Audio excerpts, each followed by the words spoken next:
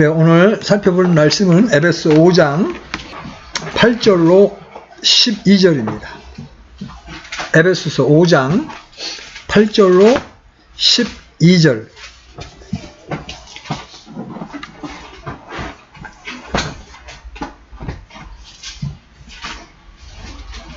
자, 찾으셨으면 같이 읽겠습니다. 시작.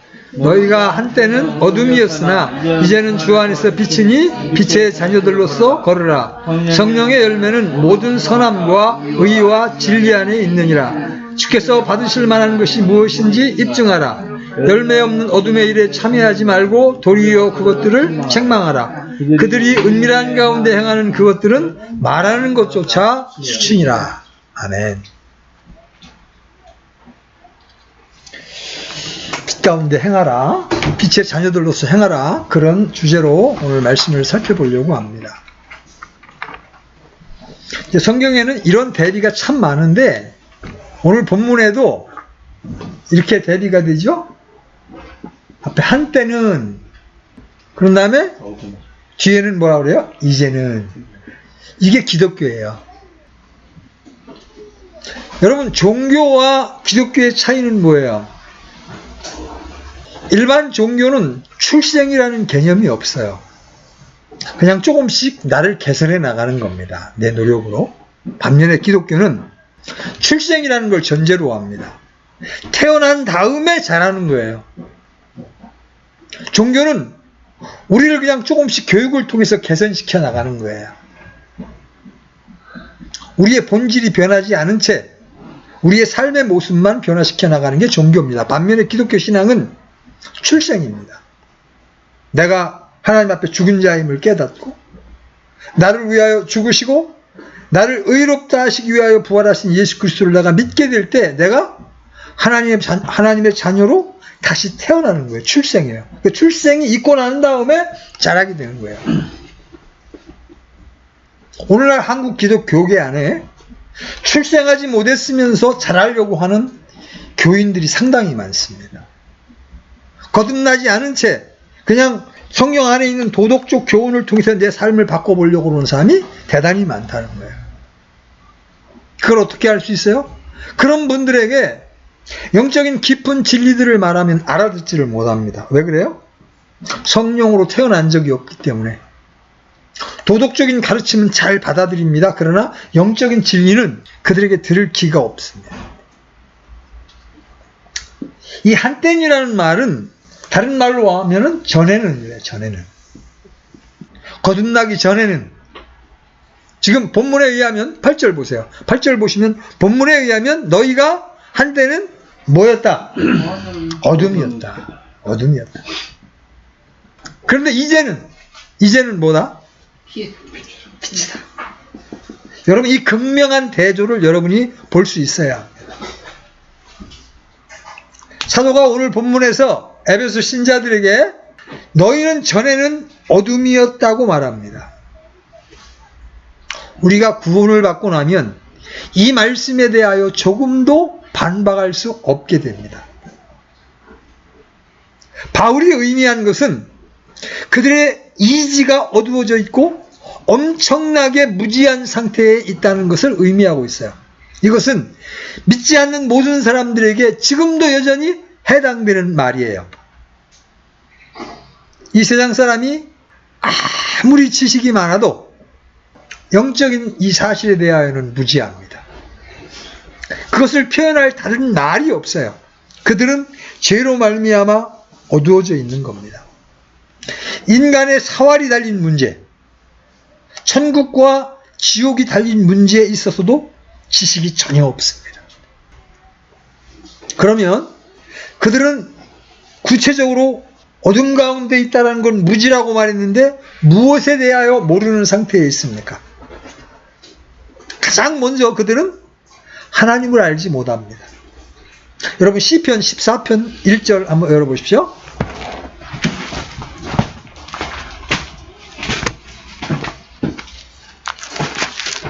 시편 14편 1절 앞부분 그 첫 번째 단락만 읽어보겠습니다. 시작. 어리석은 자가 마음속으로 이르기를 하나님은 없다 하였도다.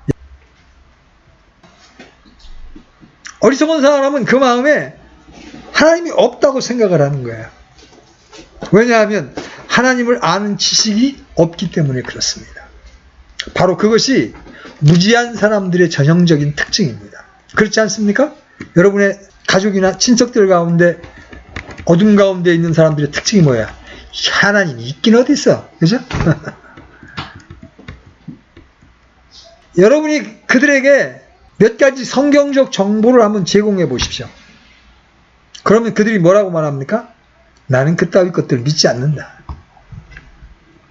다 인간이 만들어낸 거다. 성경의 말씀을 다 인간이 만들어낸 거다. 그것이 불신자들이 하는 말입니다. 그들은 전해주는 정보가 틀렸다는 것을 명확하게 증명하지 못하면서 그런 말을 하고 있는 거예요. 지난주에 우리 이제 김영재님하고 이제 성경 공부하다가도 그런 얘기를 했지만, 저는 미술과 음악에 대하여는 무지합니다. 교향악이나 이렇게 좀 고상한 노래를 들으면 들을 때 아무런 느낌을 받지를 못해요. 전에 우리 모임에 있던 어떤 형제님이 음악을 참 좋아했어요. 그래서 대전에 무슨 이런 콩쿠르가 열리면 수차례 저를 초대해요. 그러면 저는 진짜 부담스러운 거야. 왜? 가서 앉아있으면 아무것도 안 들리는데, 아무런 흥미를 느끼지 못하는데 그것처럼 괴로운 게 없는 거예요. 여기서 우리가 주목해야 할 요점이 바로 그거예요. 불신자, 즉 그리스도인이 아닌 사람들은 하나님에 대하여 무지합니다. 만일 그들이 하나님을 알고 하나님에 관한 진리를 알았다면 그들은 지금 그들이 살아가고 있는 이유에 그런 삶을 살 수가 없는 거예요. 그들은 하나님의 거룩한 성품에 대해서 알지 못합니다. 그들은 하나님에 관해서 입심좋게 짓거려댑니다. 제가 탁구장에서 탁구를 치다가 어르신들한테 하나님에 관한 얘기를 하면 저보다 더 말을 많이 해요. 마음대로 짓거리는 거죠. 근데 그들은 자기들의 의견만을 말하고 있을 뿐이에요.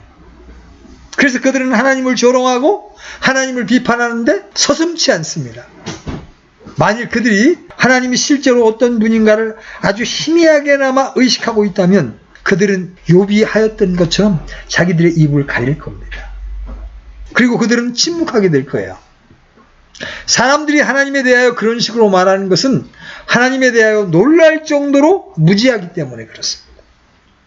불신자들은 어둠 가운데 있을 뿐만 아니라 그들 자신이 어둠이에요. 그들은 하나님을 알지 못하죠? 그래서 그들은 말하면 말할수록 자신들의 무지를 드러냅니다. 그들은 하나님과 하나님의 법에 대하여 무지합니다. 같은 방식으로 그들은 자신들에 관한 진리를 전혀 알지 못합니다. 여러분, 쾌락 가운데 살아가고 있는 사람들을 눈여겨보십시오. 그들은 제 안으로 빨려 들어갑니다. 그리고 그 안에서 흥청거립니다. 그들에게 있어도 진정 문제가 되는 게 뭐예요? 자기 혼이 얼마나 소중한지를 알지 못한다는 거예요. 하나님께서 자기들 안에 넣어주신 자기의 영이 얼마나 소중한지를 알지 못한다는 거예요. 그래서 마치 불멸의 영과 혼이 있지 않은 사람들처럼 살아가고 있는 거예요. 그들은 동물적인 수준에서 살아가고 있는 겁니다.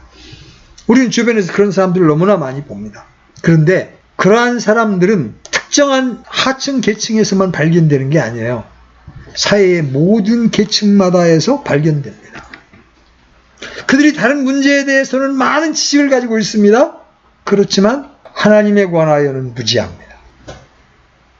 그들은 삶의 참된 의미를 알지 못합니다. 삶의 진정한 목적과 의도가 어디 있는지를 알지 못합니다. 그래서 그냥 인생은 나그네 길이라는 노래는 부르지만 인생이 어디서 와서 어디로 가는지, 무엇을 위하여 존재하는지 이것을 알지 못합니다. 왜 그래요? 그들이 어둠 가운데 있기 때문에 그렇습니다. 그래서 먹고 마시자. 그것이 그들의 인생의 모토가 되는 거예요. 그것은 하나님께서 허락하신 인생을 욕되게 하는 것입니다. 우리가 동물에 불과합니까? 먹고 마시고 짓거리고 자연적인 본능을 추구하고 이런 것이 진정한 인생을 이루는 것입니까? 그리스도인이 아닌 사람들은 흔히 그런 식으로 생각합니다. 그들은 인생의 목적에 대하여도 무지한 상태에 있습니다. 그러면서 만족하게 여깁니다. 다음에 무엇이 있을 것인가에 대하여 알지 못합니다. 알려고도 하지 않습니다. 그러나 성경은 말합니다. 한번 죽는 것은 사람들에게 정해진 것이요 그 뒤에 심판이 있나니. 성경에 의하면 우리 인생은 엄청난 거예요. 우리는 하나님의 형상과 모양을 따라 창조된 존재들입니다. 그리고 우리의 모든 행동들은 다 하나님께 알려집니다. 우리가 행하고 우리가 말하는 모든 것이 다 기록이 되는 겁니다. 그래서 성경이 말씀하는 바에 따르면 우리는 개인적으로 하나님을 향하여 책임을 지게 되어 있습니다. 선악간에 몸으로 행한 일들을 직고해야 합니다. 다시 말하면 우리가 이 땅에서 산 삶에 대하여 심판이 있다는 말이에요. 그러나 불신자들은 하나님의 일들에 대하여 전적으로 무식합니다. 그렇기 때문에 그들은 그런 모양으로 삶을 살아가고 있는 겁니다.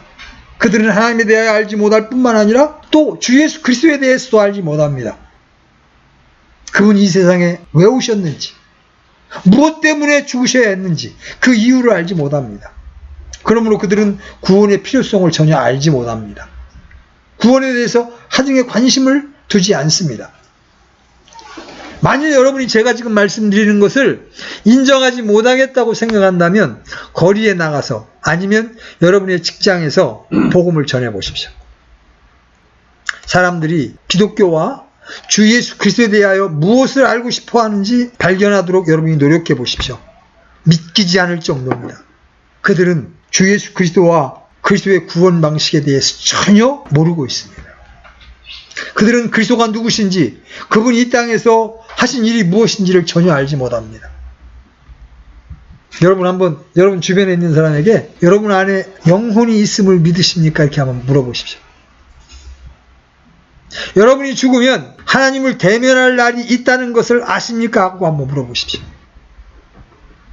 그들은 여지없이 자신들이 이러한 진리에 대하여 무지하다는 것을 보여줍니다. 바로 어두움이 느껴질 정도로 그들에게서 무지가 보여지는 겁니다. 그런데 이러한 어두움은 우리의 이지에만 영향을 미치는 게 아니에요. 우리 지성에만 영향을 미치는 게 아니라 우리의 마음과 정서에도 영향을 끼칩니다. 불신자들은 진리를 알지 못할 뿐만 아니라 그것을 듣고 싶어 하지 않습니다. 그들은 진리에 대하여 하등의 반응을 나타내지 못합니다. 왜 그래요? 그들의 마음이 굳어 있습니다. 심지어 진리를 듣는다 해도 진리란 참으로 지루한 것이라고 생각을 합니다.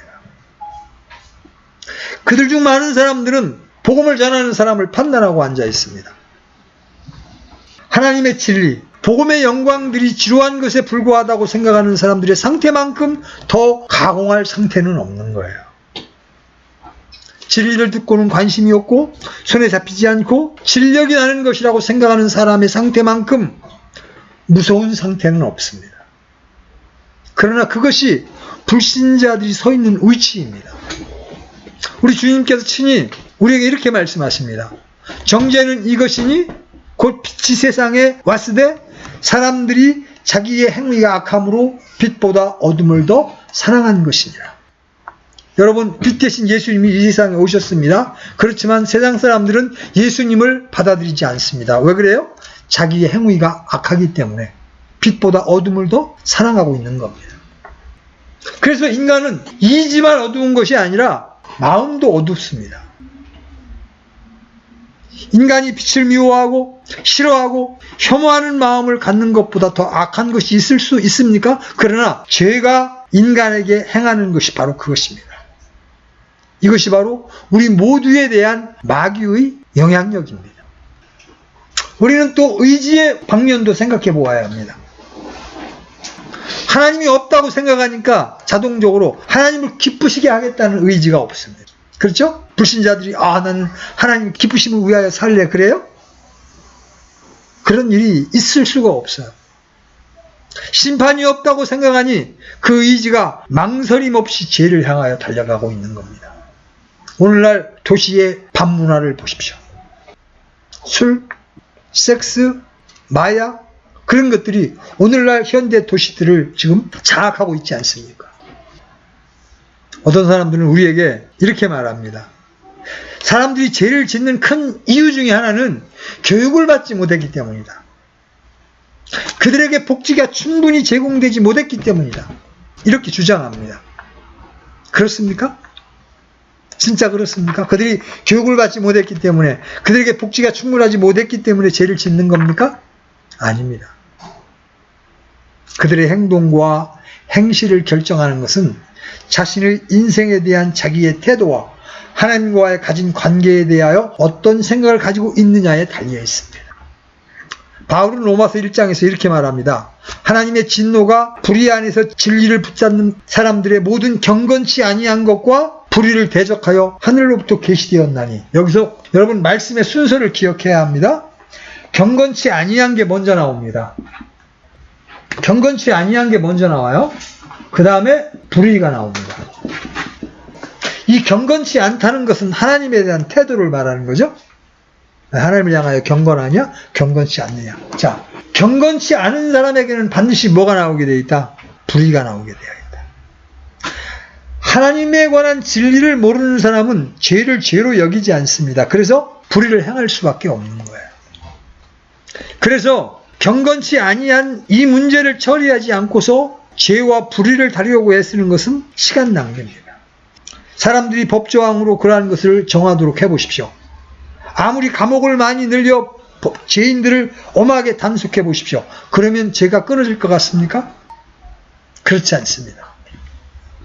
도덕성과 행실의 모든 문제를 해결할 수 있는 오직 유일한 방식이 있습니다. 그것은 사람들이 이 어둠에서 벗어나 하나님의 기이한 빛 가운데로 들어와 더 이상 어둠이 되지 아니하고 주 안에서 빛이 되는 겁니다. 역사가 그것을 증명합니다. 평양의 대부흥 운동이 일어났을 때 어땠습니까? 성령님이 그 도시를 휩쓰시니까 모든 술집이 문을 닫았습니다. 모든 시골의 노름꾼들이 노름을 끊쳤습니다. 왜 그렇습니까? 거룩하신 성령님이 지배하게 될 때 이 불의가 세상에서 사라지게 되는 겁니다. 우리도 이런 과거에 어둠 가운데 있던 사람들이었습니다. 그렇죠? 그런데 이렇게 어둠인 사람들이 맺는 열매가 뭐예요? 다시 에베소서로 돌아가셔서 11절 보십시오. 11절. 같이 한번 읽어봅니다. 열매 없는 어둠의 일들에 참여하지 말고 도리어 그것들을 책망하라. 이 어둠인 사람이 맺는 것이 무엇입니까? 바로 열매 없는 어둠의 일들이에요. 바울은 빛의 열매와 열매 없는 어둠의 일들의 사이의 대조를 강조하기를 좋아합니다. 그는 갈라디아서 5장에서 매우 유사한 용어를 사용합니다. 이제 육신의 행위들은 명백하니, 이게 바로 육신의 행위들이라는 게 어둠의 일들입니다. 갈라디아서 5장 19절로 21절. 갈라디아서 5장 19절로 21절 같이 한번 읽어보겠습니다. 시작. 이제 육신의 행위들은 명백하니 이것들이라 곧 간음과 음행과 부정함과 세욕과 우상숭배와 마술과 증오와 불화와 경쟁과 진노와 다툼과 폭동과 이단 파당과 시기와 살인과 술취함과 흥청됨과 또 그와 같은 것들이니라. 내가 또한 전에 너희에게 말한 것 같이 이것들에 대하여 미리 너희에게 말하노니 이런 것들을 행하는 자들은 결코 하나님의 왕국을 상속받지 못하리라. 이 어둠의 일들, 이거는 구원받지 못한 사람에게만 해당되는 게 아니에요. 구원받았어도 우리의 옛사람을 십자가에 넘기지 아니하고 여전히 육신 안에 걷게 되면 이런 일들을 행하게 됩니다. 그렇게 되면 우리는 하나님의 왕국에서 아무 유업도 받을 수 없는 자들이 되는 거예요. 어둠의 일들이라는 묘사는 불신자들의 삶을 정말 완전 무결하게 묘사해주고 있는 거예요. 근데 사도는 여기서 어둠의 일들 앞에 무엇을 덧붙여요? 어둠의 일들 앞에 어떤 말이 덧붙여져 있어요? 열매 없는. 뭔가 일은 해요. 살고 있으니까 일은 해요. 그런데 그게 열매가 없는 일이다. 다시 말해서 어둠 가운데에서 영이 되는 삶에서 발견되는 가치는 전혀 없다는 거예요. 여러분 로마서 6장 한번 열어보십시오. 로마서 6장에서도 동일한 말씀을 하고 있어요. 로마서 6장 20절로 22절 같이 한번 읽어보겠습니다. 시작. 너희가 죄의 종이었을 때는 의로부터 자유로웠느니라. 그런즉 너희가 지금은 부끄러워하는 그 일들 안에서 그때에 무슨 열매를 얻었느냐. 그 일들의 끝은 사망이니라. 그러나 이제는 너희가 죄로부터 해방되고 하나님께 종이 되어 거룩함에 이르는 너희의 열매를 얻었으니 그 끝은 영원하는 생명이니라. 바울이 지금 묻는 거예요. 너희가 죄의 종이었을 때, 구원받기 전이죠? 그때 너희가 무슨 열매를 얻었느냐? 대답은 뭐예요? 아무것도 없습니다. 그것이 죄의 삶이 가지고 있는 섬뜩한 일입니다. 바로 그것이 어둠의 삶이 지니고 있는 특징입니다. 이 어둠의 삶은 자신에게 아무런 가치가 없는 거예요. 쓸모가 없는 거예요. 그래서 여러분에게서 그런 삶은 모든 것을 빼앗아 갑니다. 그래서 그 끝이 뭐예요? 그 일들의 끝이 뭐예요? 사망입니다. 그 일들의 끝이 사망입니다. 우리는 누가복음 15장의 탕자의 비유 가운데에서 그 점을 잘 볼 수 있어요. 그 아버지 집을 떠날 때는 주머니에 돈이 가득했습니다. 그렇죠? 근데 얼마 되지 않아서 아무것도 없는 빈 털터리가 되었습니다. 여러분, 어둠의 일들이라는 건 하나님으로부터 떠나는 걸 이야기하는 거예요. 자, 그 사람에게서는 돈만 떨어진 거예요? 친구도 다 떠났습니다. 아무것도 없습니다. 그것이 바로 죄의 삶입니다. 그것은 우리에게서 모든 것을 빼앗아 갑니다. 그것은 어떤 열매도 없어요. 그 사람 자신에게도 아무 가치가 없습니다.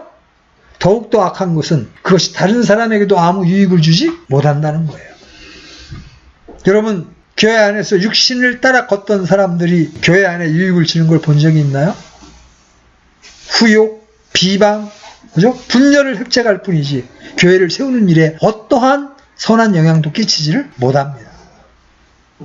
그것은 전적으로 열매 없는 일이에요. 어둠에 열매 없는 일들은 필연적으로 이렇게 파멸을 가져올 수밖에 없습니다.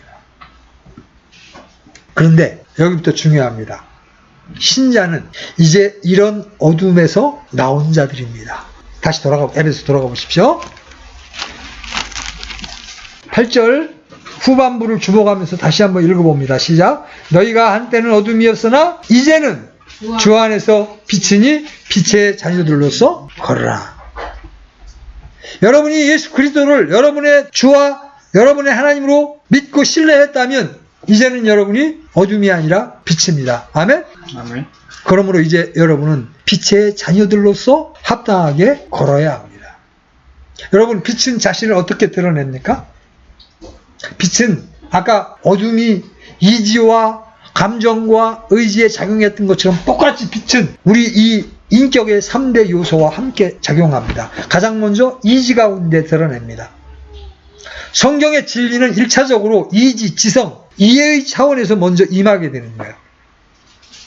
우리가 신자에 대하여 말해야 하는 첫 번째 요점은 그가 주 안에서 빛이 되었기 때문에 그가 전에 가지고 있지 못하였던 지식을 갖게 되었다는 것을 의미합니다.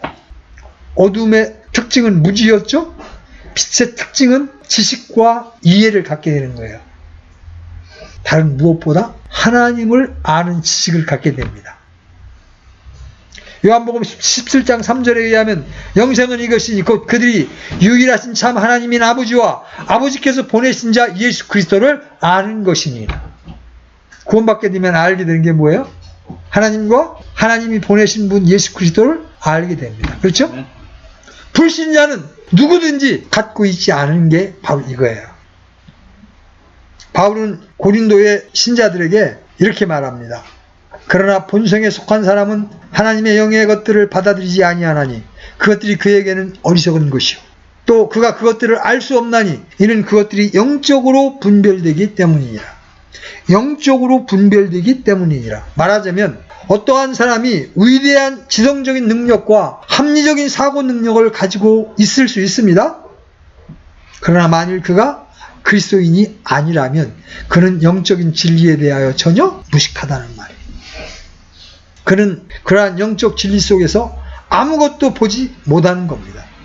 그는 그러한 진리를 이해하지 못합니다. 영적인 기능은 바로 불신자와 신자를 구별하게 하는 능력입니다.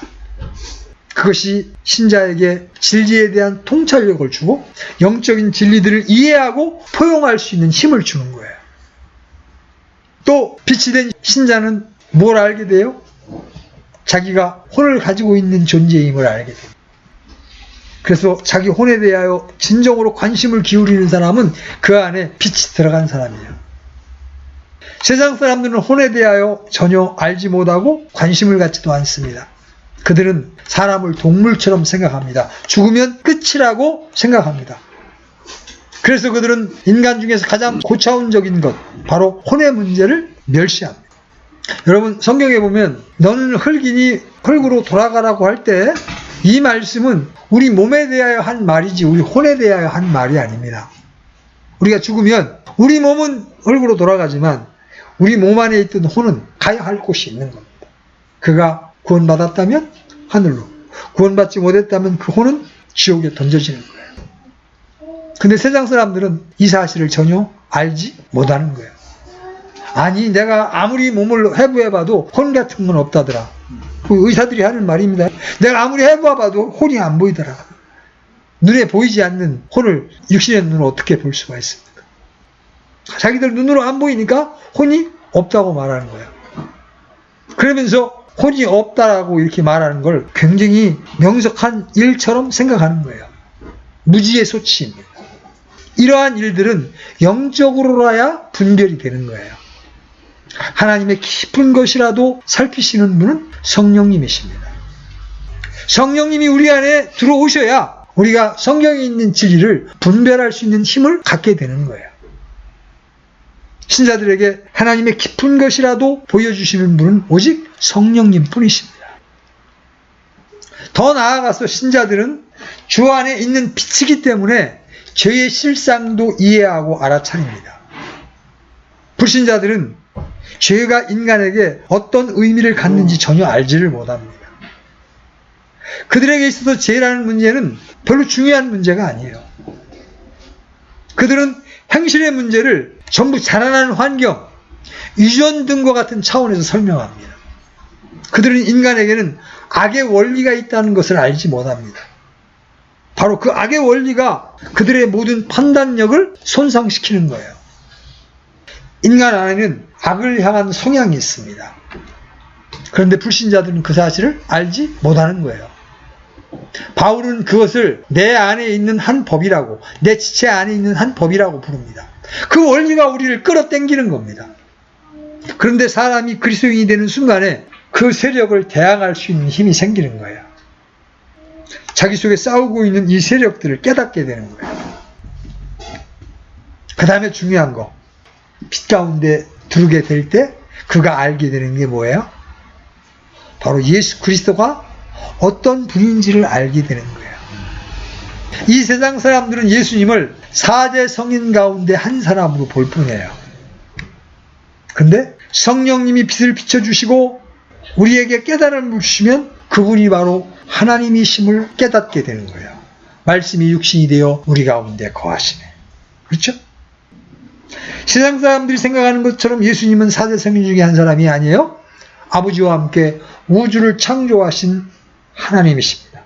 그분이 이 땅에 인간으로 오신 거예요. 왜? 우리를 구원하시기 위하여. 우리의 희생물이 되시기 위해서. 바로 그것을 보게 되는 겁니다. 빛 가운데 오게 될 때 신자는 구원의 방식도 알게 됩니다. 어둠 가운데 있는 사람들은 구원을 말하면 다 우리가 착하게 살면 어떤 종교라도 하나 가지면 그 공로로 구원을 받게 되지 이렇게 말합니다. 그런데 빛 가운데 들어온 사람들은 분명하게 말할 수 있습니다.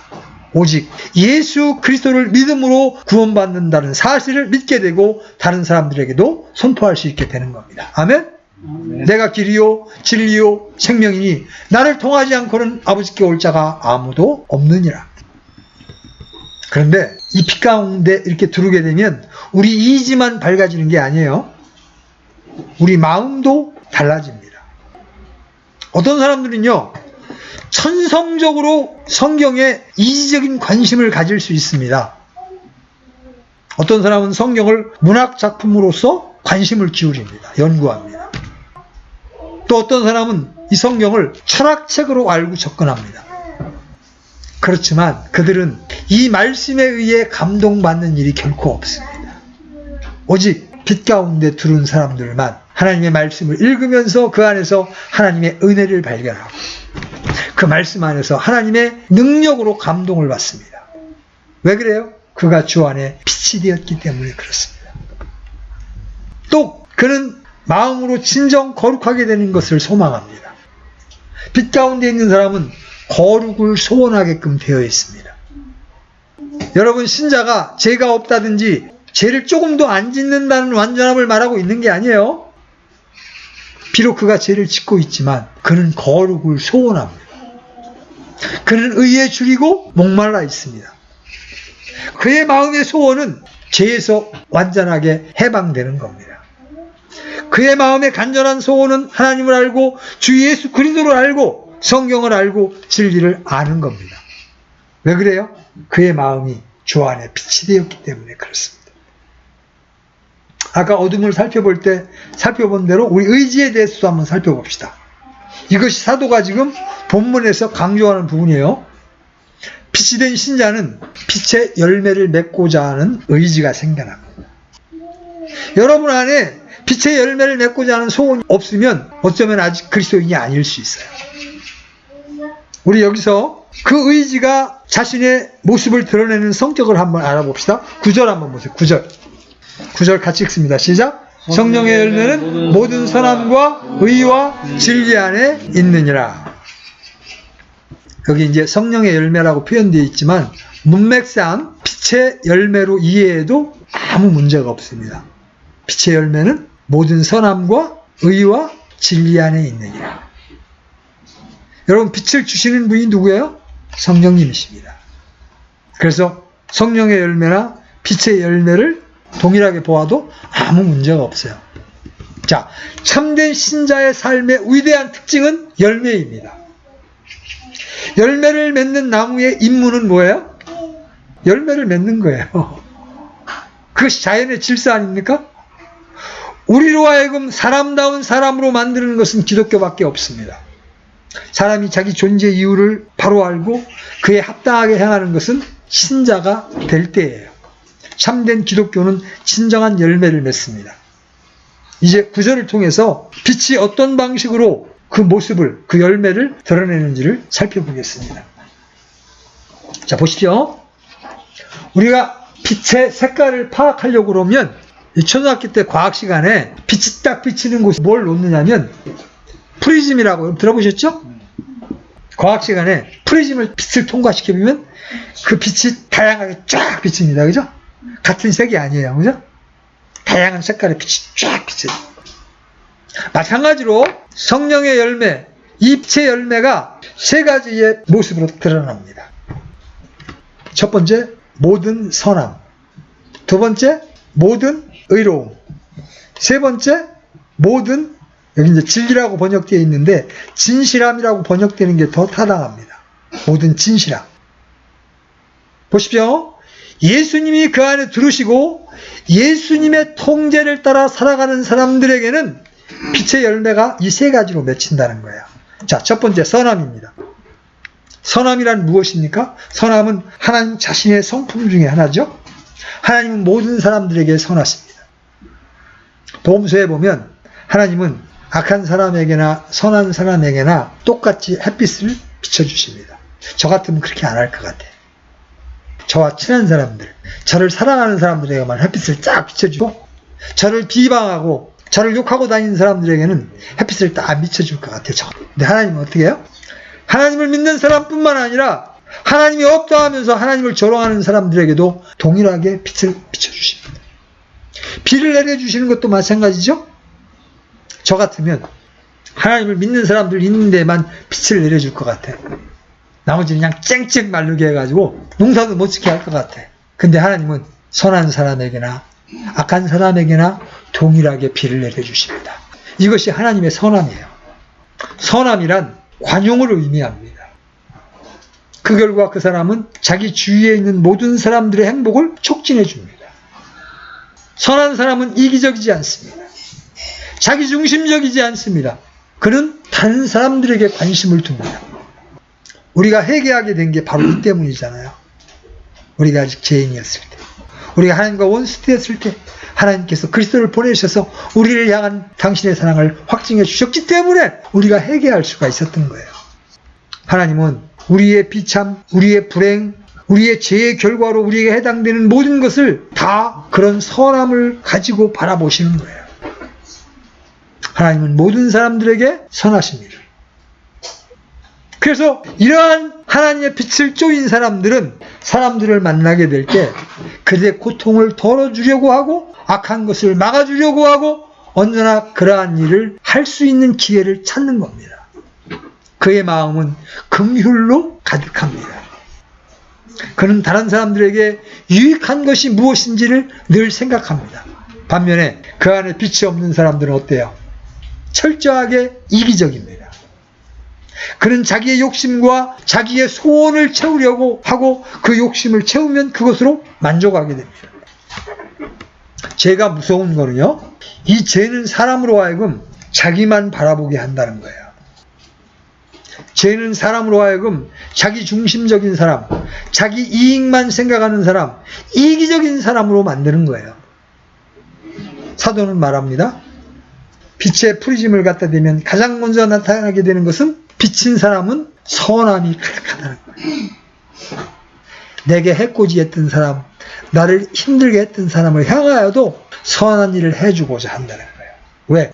선하신 하나님의 빛으로 그 사람 안에 들어와 있기 때문에 그렇습니다.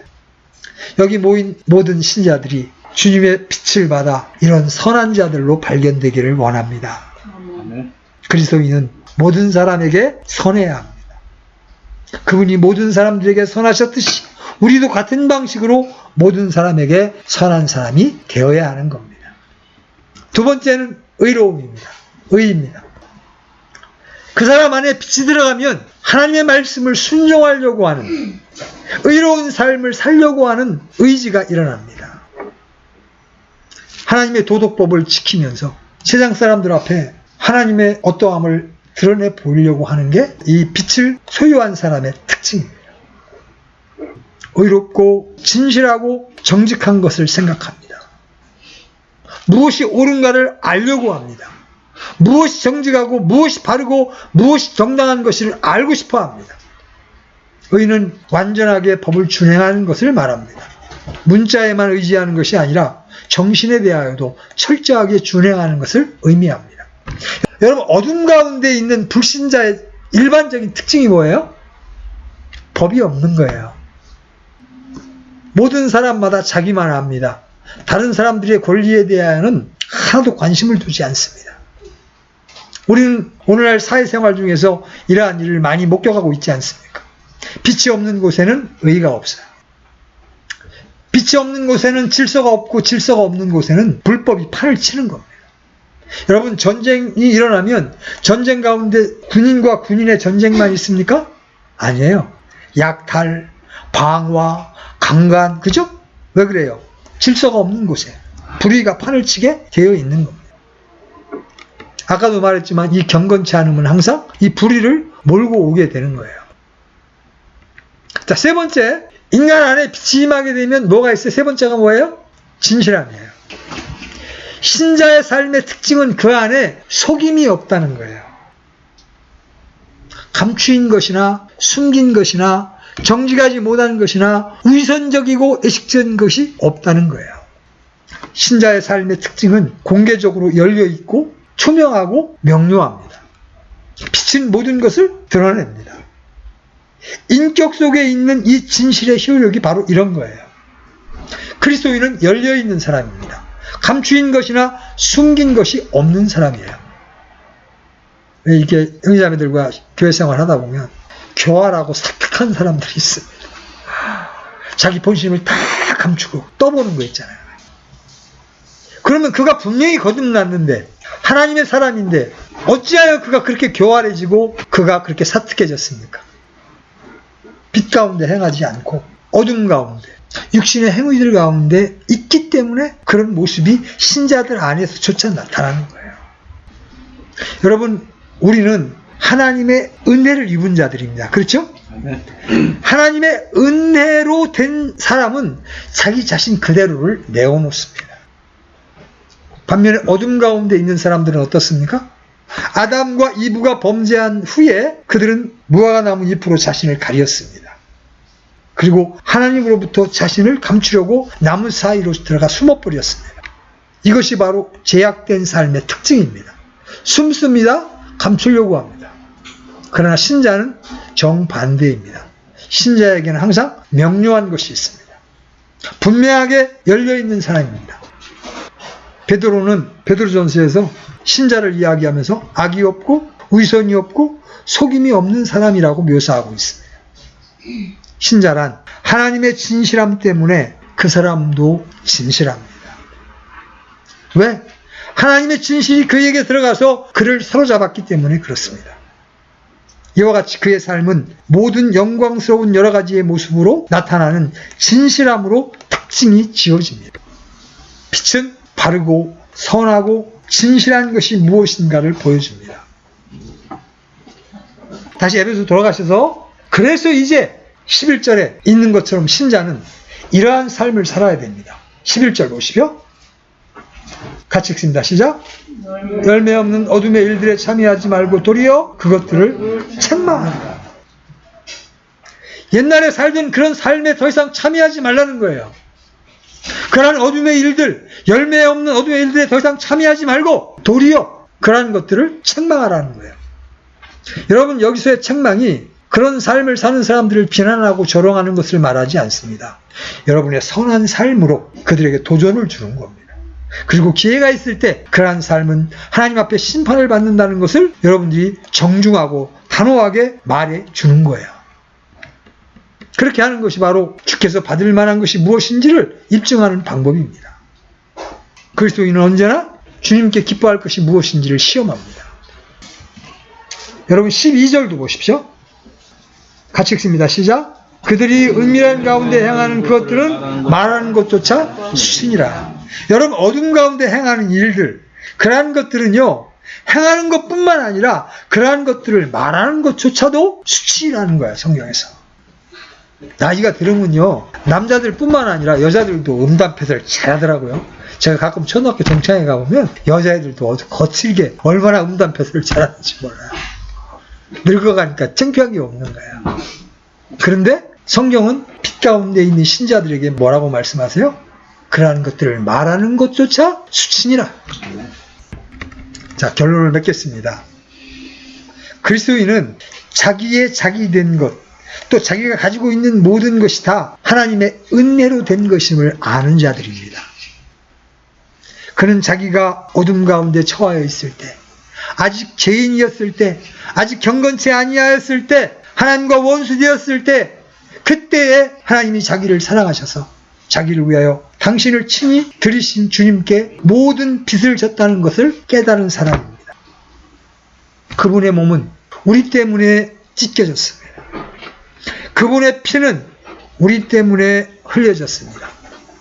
죄인인 우리가 주 안에 빛이 될 수 있게 하기 위하여 그렇게 하신 겁니다. 그러므로 그는 나는 내 것이 아니라 바로 값으로 산 바 되었다고 스스로 말하게 됩니다. 그는 이제 하나님의 종이 되었다는 사실을 알게 됩니다. 그래서 그분을 기쁘시게 하기 위한 삶을 살게 되는 거예요. 그리스도인의 삶의 동기는 바로 주님을 기쁘시게 하는 겁니다. 그리스도인의 동기는 다만 어떤 도덕률을 준행하는 것이 아니에요. 자신에게 유익이 돌아올 것이라는 걸 생각하고 선을 행하는 것도 아니에요. 사람들 중에서 명성을 얻고 유명해지는 것도 아니에요. 오직 주님의 기쁨을 위하여 이러한 일들을 행하는 거예요. 그래서 사도는 고린도인들에게 쓴 편지에서 이렇게 말합니다. 그런즉 너희는 먹든지 마시든지 무엇을 하든지 다 하나님의 영광을 위하여 하라. 너희가 먹든지 마시든지 무엇을 하든지. 여러분, 우리가 존재하는 이유가 바로 여기에 있습니다.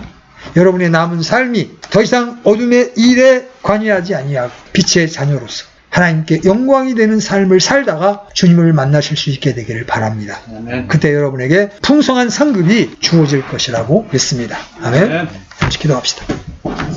하나님 아버지, 오늘도 주의 말씀을 통하여 우리가 전에 어떤 자들인지를 보았고 이제 주님 안에서 또 어떤 자들인지를 보았습니다.